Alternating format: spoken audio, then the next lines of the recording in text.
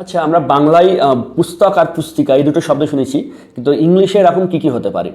তো পুস্তক মানে বই, আর পুস্তিকা মানে ছোট বই। তো ইংলিশে বইকে বলা হবে বুক, এটা আমাদের সবারই জানা। কিন্তু এরপর আসছে হ্যান্ডবুক। হ্যান্ডবুক মানে একটু ছোট সাইজের বই, যেটা সহজে ক্যারি করা যায়। বাসে, ট্রেনে আমরা এটা নিয়ে ক্যারি করতে পারি, পড়তে পারি। আর এরপরে সবচাইতে ছোট বই হচ্ছে বুকলেট। তো বুকলেট হচ্ছে সবচাইতে ছোট, যাতে অল্প কিছু ইনফরমেশনের জন্য আমরা এটা সঙ্গে রেখে থাকি, পকেটে রাখা যায়। এবং এই বুকলেট আবার হয়ে যায় প্যাম্পলেট, যখন এই বুকলেট লেখার উদ্দেশ্য হয় বিশেষ কোনো তথ্য দেওয়া, কোনো রাইটার তার মতামত প্রকাশ করতে চাইছেন এবং সেটা প্রচার করতে চাইছেন, সেজন্য তিনি ছোট্ট এই বুকলেটের মাধ্যমে তার মতামত প্রকাশ করেন বা প্রচার করেন, এবং এটা সাধারণত বিনামূল্যেও দিয়ে থাকেন।